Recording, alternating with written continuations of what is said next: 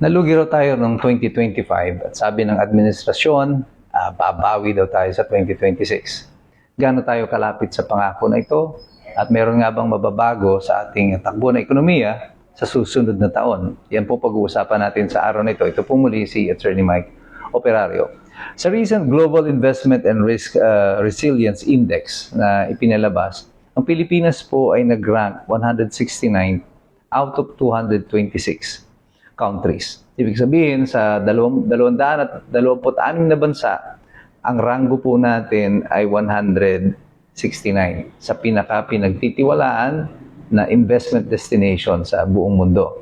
And this places us as the fourth least, pang-apat sa pinakamababang ranggo na investment destination dito po sa Asian region. At tayo po ay also ranked as the third most corrupt na bansa dito po sa Southeast Asia, ranking only above Myanmar and Cambodia. Yung dalawang bansa po nito, pareho pong mayroong insurgency at meron pong mga giyera na nagaganap at the moment. At ang score po natin insofar as foreign investment is concerned right now is for the first time we have posted a negative rating insofar as foreign investment is concerned. Ibig sabihin, mas madami po yung kapital na umaalis sa Pilipinas kaysa sa pumapasok. Marami pong mga bagay ang pinagbabasihan kung bakit ang isang bansa kagaya natin ay pupuntahan o hindi pupuntahan ng mga investors. Number one, ang Pilipinas po ay mayroon po tayong high risk pagdating po sa natural disasters, and that's one of the primary considerations. Number two consideration, korupsyon. Napakalaking issue po ang korupsyon sa ating bansa, at ito ang tinitingnan ng maraming mga investors kasi habang nagiging korap ang isang bayan o isang bansa, lalong nagiging mahal ang cost of investment. Ikatlo dyan is the reliability of institutions. Masyadong ang red tape sa atin, masyado maraming nakikialam sa mga economic policies natin at walang malinaw na direksyon ang polisiya ng ating pamahalaan. At meron din pong mga dahilan na karagdagan kung bakit ang mga investors ay parang takot na pumunta na dito sa Pilipinas. Number one is that yung ating ekonomiya ay tumatakbo with over-reliance on foreign remittances. Ang Pilipinas po ay may mataas na gross national index at ito lamang po ang bumabawi doon sa ating gross national product o gross domestic product, yung GDP natin. Ang GDP po, ito po ang sukatan ng mga bilang ng mga produktong na ipoproduce ng isang bansa. Mababa po ang ating GDP pero mataas tayo sa GNI, yung gross national index. Dahil po sa mga gross national income. Dahil po ito doon sa mga foreign remittances, yung mga dollar remittances ng ating mga OFW na umaabot na about mga 34 billion dollars annually. At kung wala po itong dollar remittances nito ng mga OFW natin, mas mababa po ang ating economic outlook.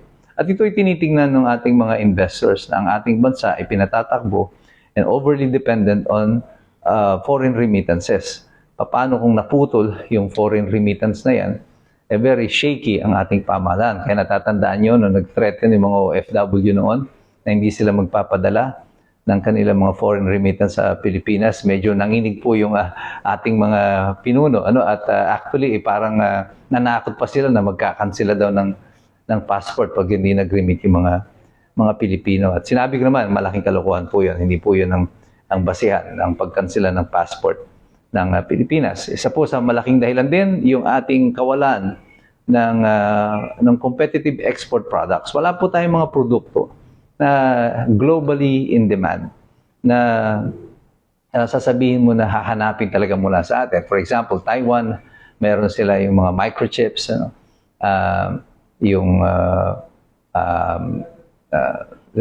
Saudi, yung Middle Eastern countries, they have oil. Venezuela have oil. Ukraine, meron silang rare earth minerals. And even Israel has their own agricultural products. Tayo, wala tayong malinaw na agricultural product or any other product na globally is very competitive. Tapos, na-imposean pa tayo ng mataas ng tax rate ng Amerika na at 19%. That removes our global competitiveness. Kasi yung mga kapitbahay natin na bansa, after the last ASEAN and APEC summit, nabigyan sila ng Amerika ng preferential tax treatment. Kasama na nga dyan po ang, I think Malaysia got it, and Thailand, and I think even Cambodia was able to receive a preferential tax treatment. Na zero rated niya, walang tax yung ibang mga produkto. Sa Pilipinas, walang nangyari sa atin, 19%. Bagamat tayo ay host ng maraming base militar ng Amerika, parang pagdating sa ekonomiya, wala silang tiwala sa atin. Anong ginawa ng ating administrasyon to correct the situation? Well, unfortunately, wala po. At dahil nga po dito, even the largest pineapple producer company natin sa Pilipinas, pinakamatanda na meron tayo, yung Dole Philippines, had to close shop. Nagsarado po sila because they could not compete on the global scale dahil yung mga produkto manggagaling sa Pilipinas ay papatawan ng 19%. Samantalang doon sa mga ibang bansa ay 0%. At ang tinanong ng ating presidente through Claire Castro, bakit daw tayo ay hindi nakakuha ng ganung preferential treatment, na sabi lang nila ay maapektuhan daw kasi agricultural product kaya hindi tayo nahingi ng reduction sa ating tax at 0%. Well, that's total baloney. Hindi po yun totoo. Niloloko lang nila tayo. Ang totoo niyan, hindi talaga tayo nire-respeto ng ating mga karatig bansa. Pagdating sa aspeto ng ekonomiya, kahit na ang Amerika, who is supposed to be a military ally, is turning out to be not a very good economic partner for the Philippines dahil wala silang special favor na binibigay sa atin. And itong treatment na ito has something to do with respect at yung outlook ng ibang bansa sa ating sariling gobyerno.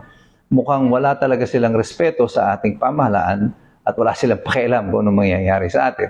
At ito'y malinaw na malinaw, even in the light of the natural disaster that we went through. Mapansin po ninyo, kakaunting mga bansa lang ang nagbigay ng tulong sa atin. Ang argumento ng pamahalaan, well, hindi natin kailangan at marami naman daw tayong reserves.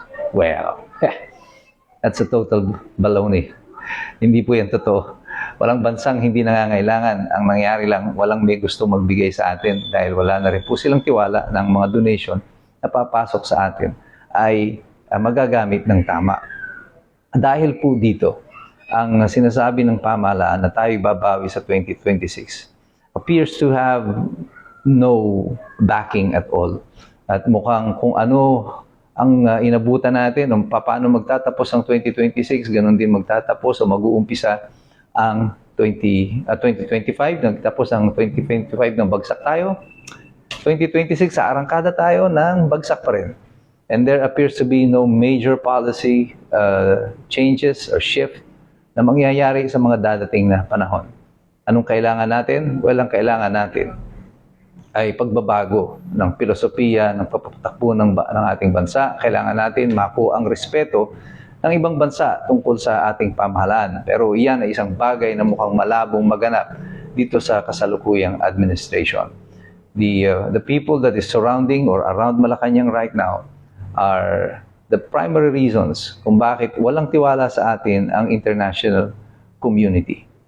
And there appears to be no end in sight sa mga magiging direksyon natin at paghihirap ng ating ekonomiya in the next few months under this current administration. And that is my honest assessment on that matter. Pero tayo, patuloy tayong aasa, patuloy tayong makikilaho. Hindi tayo mananahimik, we will participate, we will engage. Pero patuloy tayong mag-aaral. Sapagkat alam natin, mahirap makialam ang taong walang alam. God bless you, God bless us all. Mabuhay ang Republika ng Pilipinas.